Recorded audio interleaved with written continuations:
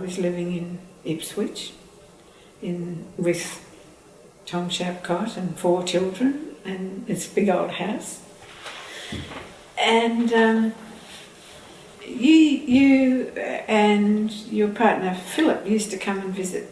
We had a lot of poets come through at that time because Tom was editing this anthology. He was in contact with a lot of younger poets, and I liked having them in the house because I was feeling very confined by domesticity, and the children were quite young, so they needed my attention.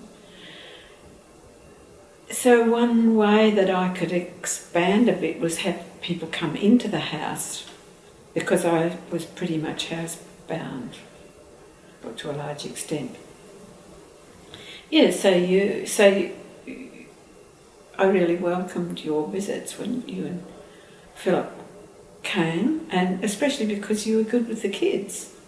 And that now as adults, they all remember that, even the ones who were quite small at the time remember you coming as something memorable. And what was it Isabel said to me the other day? There was always a sense of occasion when Philip and John came. And then I'd been a teacher before I was married, and I had started doing a bit of part-time teaching, I think, at the time we met you. And there was a lot in the papers in those days. There was a lot of public discourse about education and lots of new ideas about education, I do remember. And so I remember this time particularly when we went on holiday with you and Philip to a place on the Clarence River in northern New South Wales. And I think that was where we hatched the idea of you bringing the students up to Ipswich. I particularly remember one afternoon you and I went out in a little dinghy on the river and paddled about there and started talking about this. And my recollection of it is that you saw this as a sort of bonding exercise for the students at the end of what was their penultimate year of high school before they went on into their final year. Yeah, so I don't remember too much of the way that we talked about, but we must have done, about what they would do when they came to our place. But I do remember organising workshops for them because we had a lot of contacts in the arts, and people were happy to come and do workshops with them. And we put up this big tent in the backyard for the boys and the girls and that first group. I think the later groups too slept up on the veranda because it was an old 2-storied house with verandas around. So we put stretchers up there for the girls. And you and I cooked, and they all helped, I think. The students all got involved in meal preparation at some stage. I asked Kate the other day what she remembered of those times. And she remembered I set aside some shelves in the kitchen for the Kyron College's food. And so my kids were told, can't touch that's all Kyron College stuff. And she remembered seeing you come in looking very happy with a box of vegetables that you'd managed to get hold of. You were really pleased with all these veggies, I think. So it was all very domestic and mixed up with the family life, wasn't it?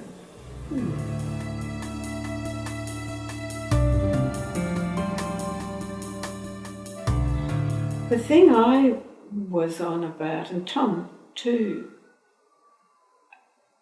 was that we felt that the education system really stifled kids' imaginations. And in Queensland in particular, there was this legacy of focusing on the 3 R's. You still hear it today, you still hear that back to basics movement. So I'd grown up in a system where anything to do with the arts was considered the frills, because Queensland was really a frontier society right up until the 1950s, easily. So it was all about getting out there and tilling the earth and doing practical things.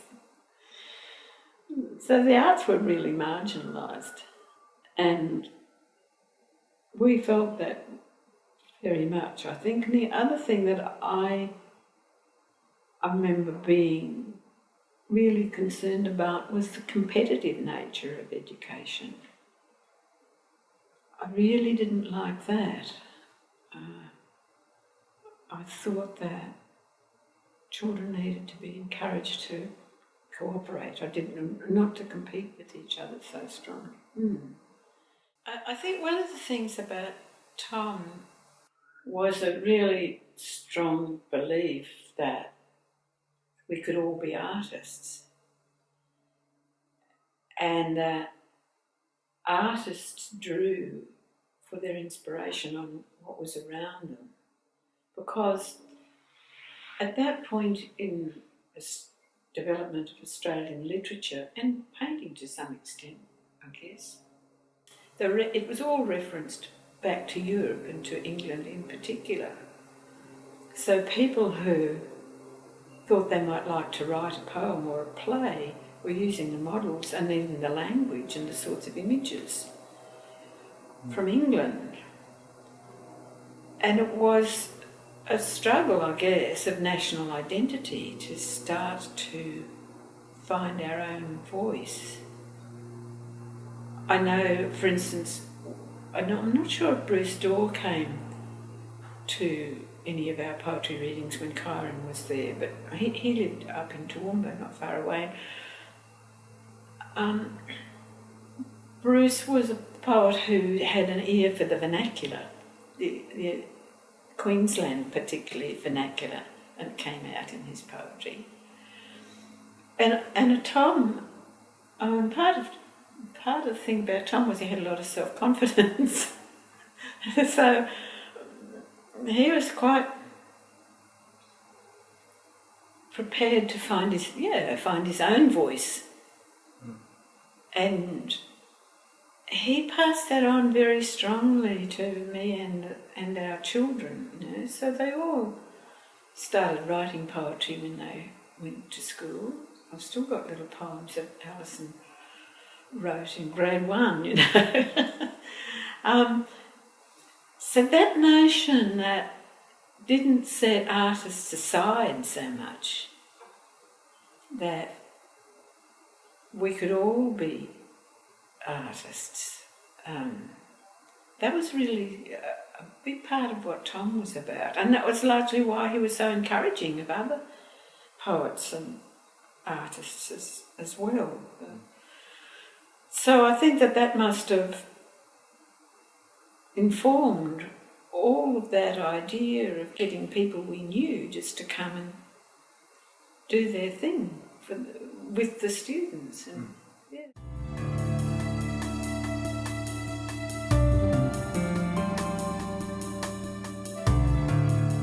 So we're talking about creativity in children and whether that finds its place in the school system. I'm not really au fait with what goes on in school very much, but at the moment, except through my granddaughter, who's 9 years old. And my son Richard told me the other day, she was getting discouraged because the class was asked to write a story. And Miranda had written quite a long story. But when she took it to school, the teacher said, but she had to make it comply with a model that the teacher had. And I don't think it was the teacher's model. I think it had come from further up the system. And this is a 9-year-old, and Richard was quite concerned because he felt, her creativity was actually, she'd become quite downcast about this thing. It went on day after day. She had to keep modifying this story that she'd written until he actually went and spoke to the teacher and said, look, I think Miranda could do with a bit of encouragement at this point. So it sounds like she was being put in some kind of straitjacket, actually. The thing is, you have to have an idea within yourself that I can do this. And if you keep being corrected, then you've pretty quickly formed the idea, I can't do this, don't you? So it's about that sort of, and I guess teachers being open to accepting the unusual from children as well. Yeah.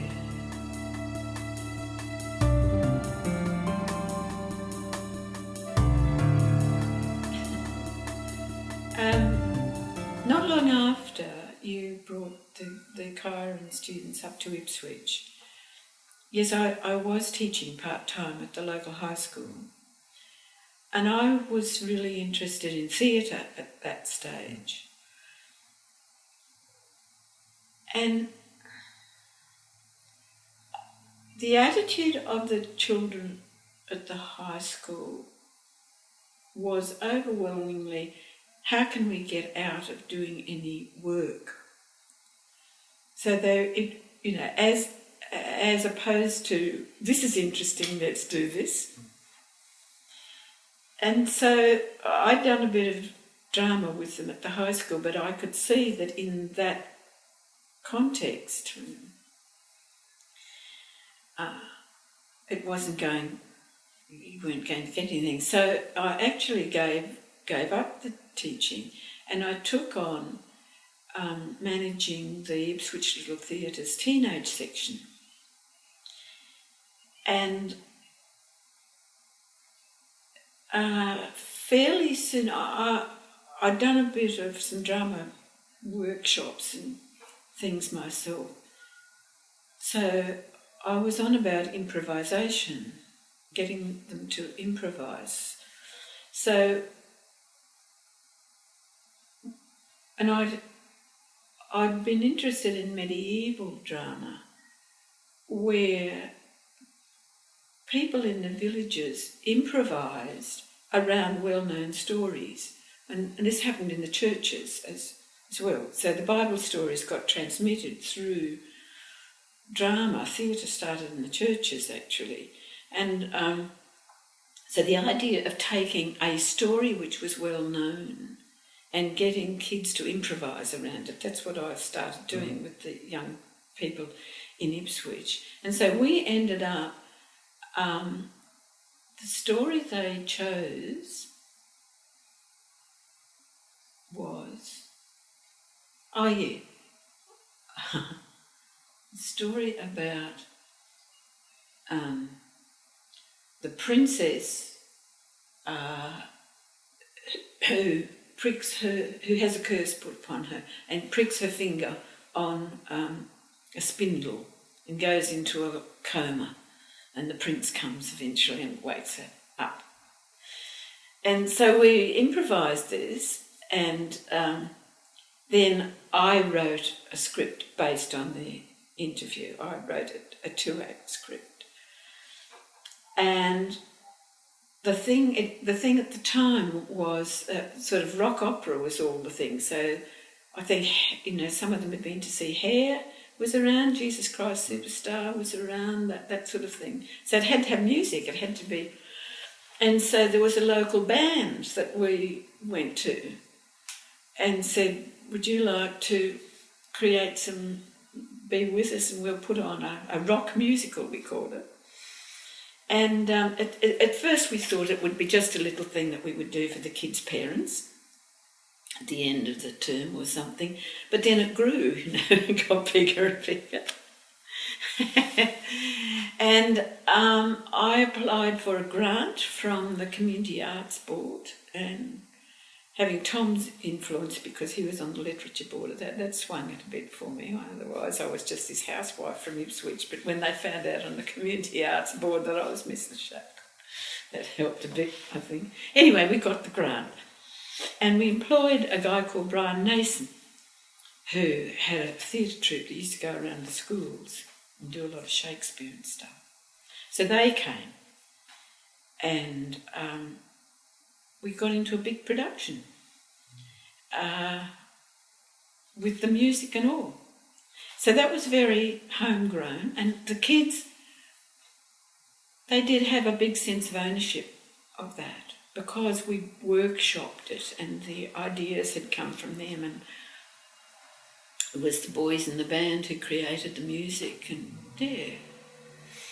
And one of the girls in the cast was learning ballet, so she choreographed the dances and things.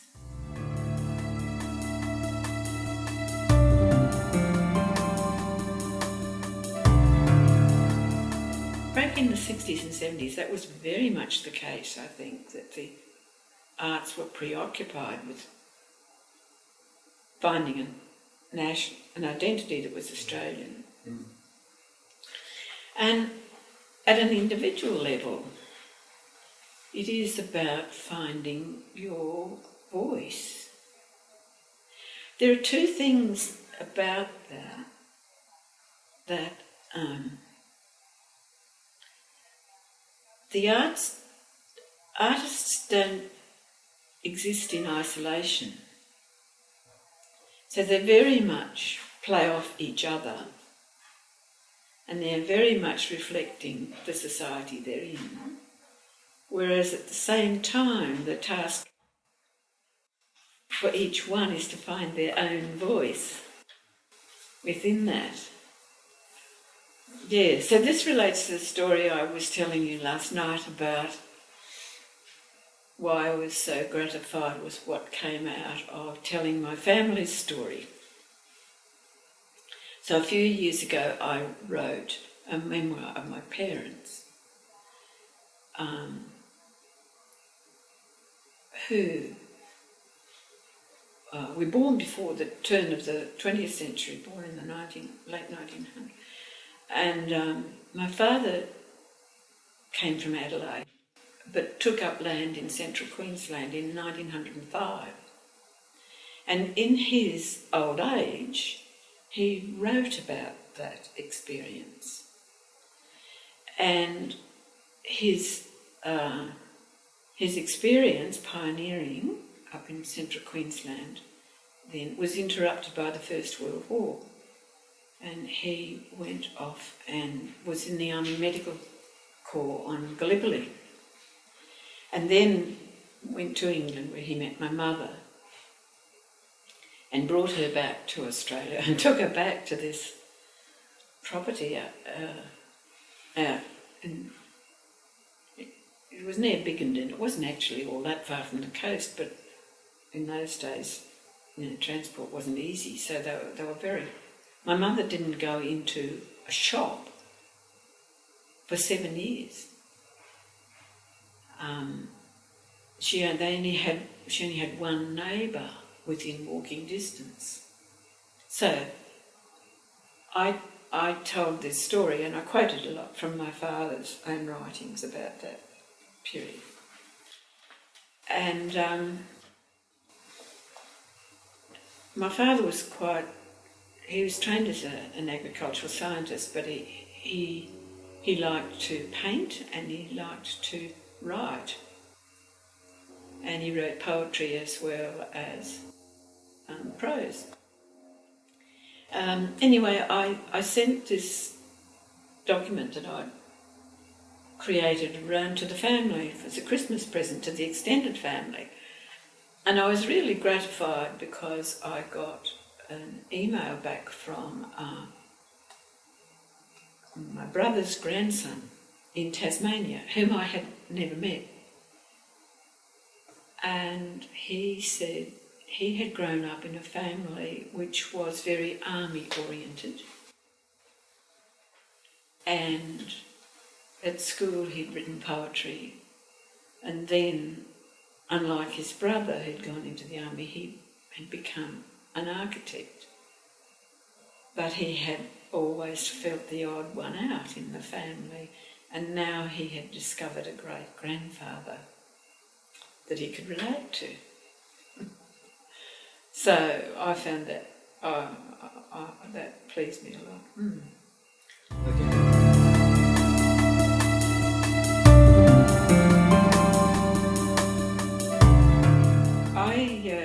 I was working in distance education, or external studies as it used to be called, based at Queensland University originally,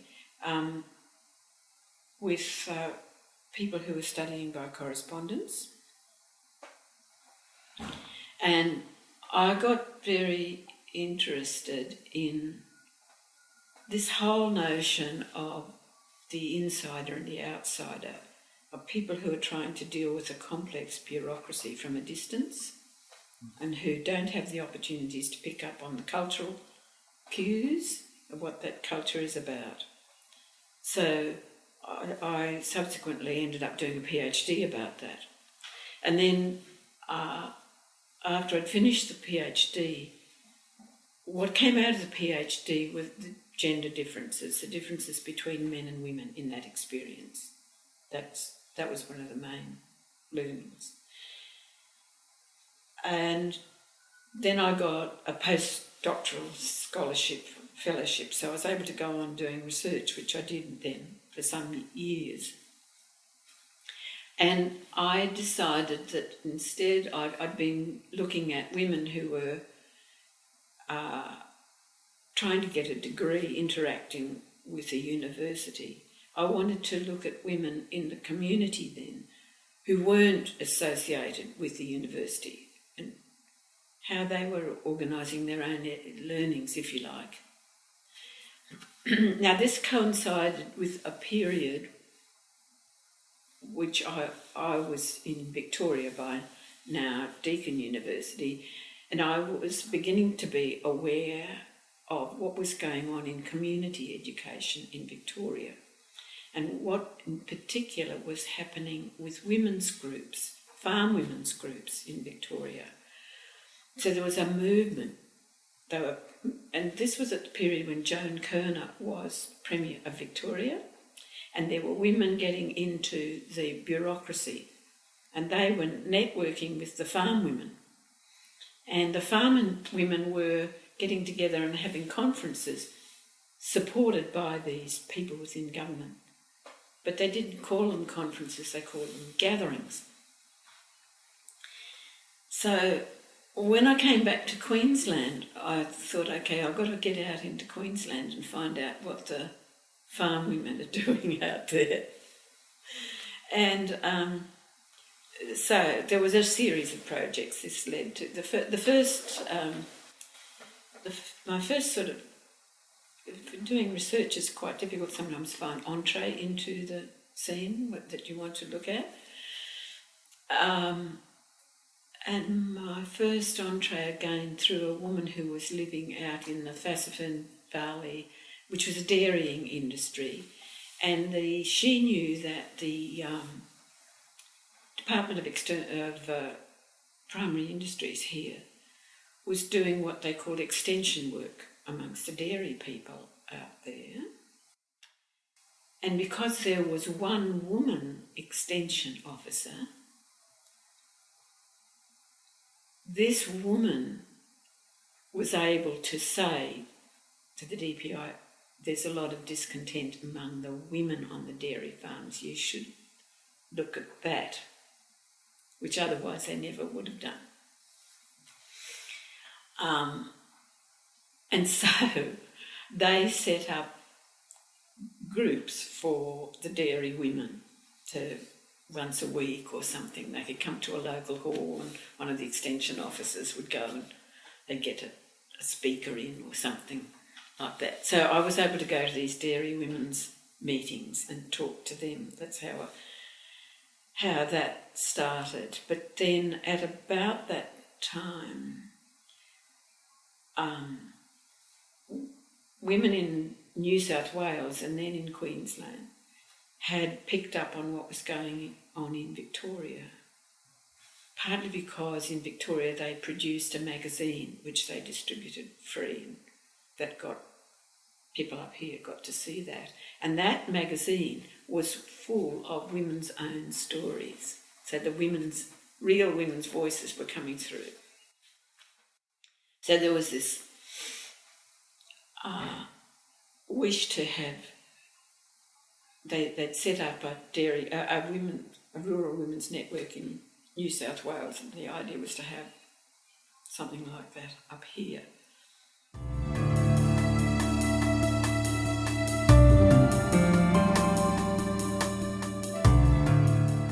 At that time there was a real downturn in rural industry, so on the farms they couldn't employ men much anymore, so women were doing a lot of the actual farm work, but they weren't treated as farmers. So salesmen and people from the DPI would come to the farmhouse and knock on the door, and woman would go to the door and he'd say, "Can I speak to the boss?" So, farmer was defined in male terms. If you thought of farmer, you wouldn't think of woman, but they were out there ploughing and stuff. Anyway, this particular one was a widow. There were a few of these about. Her husband had died, and she had actually turned the farm around and saved it, made it prosperous where it hadn't been before. So she rang me up and said, "Can you get up here?" She was up towards Monto sort of area. I could get up there, all right. "Come up for a weekend," she said, "and I'll get a group of local women to talk to you."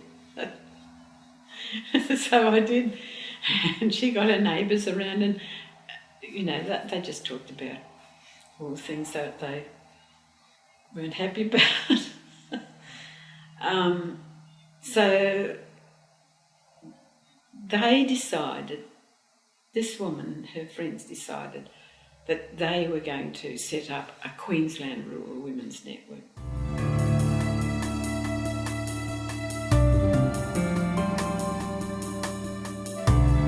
My working with them gave me an entree into networks of rural women, but also I could help them in various ways.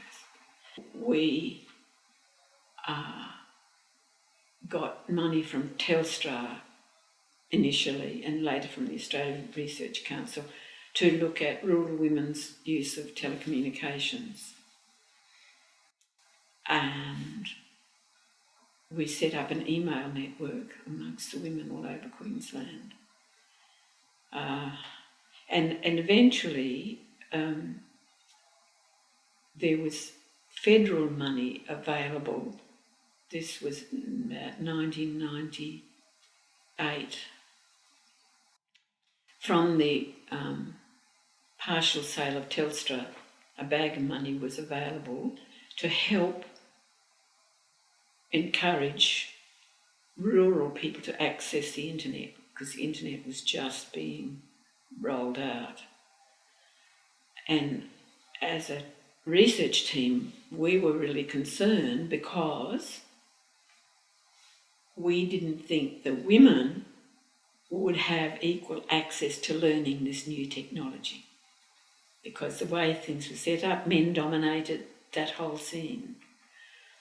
And they had, as women out on farms particularly, but also women in the towns, they had particular styles of learning, so and needs, and accessing learning wasn't so easy for them.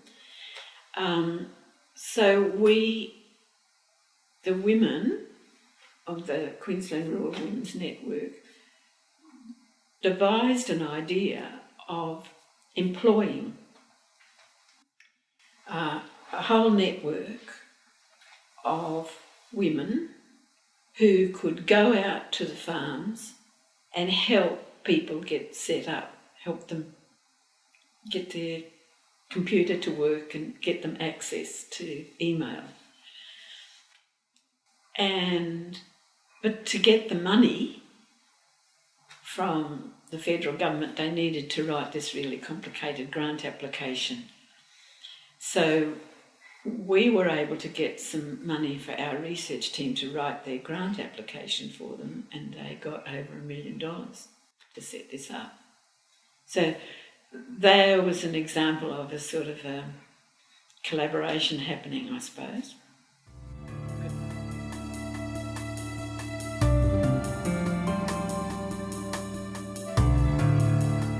The women who formed the Queensland Rural Women's Network had a celebration for 20 years. It had been going for 20 years, just last year actually.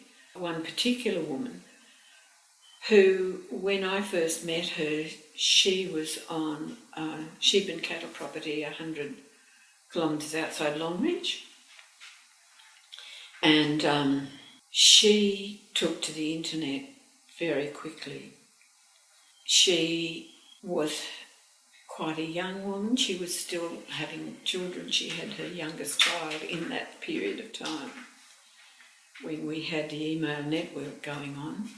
And I hadn't had any contact with her for a long time, but she did contact me recently and said that basically that involvement she had with our project had changed her life. There was another woman outside Charters Towers, and because they were connected by email through our project, they got to know each other. The one outside Charters Towers was on a cattle station. And the DPI had what they had some sort of conference. What did they call it? It was aimed at trying to get rural revival going on, a futures conference or something like that in Charters Towers.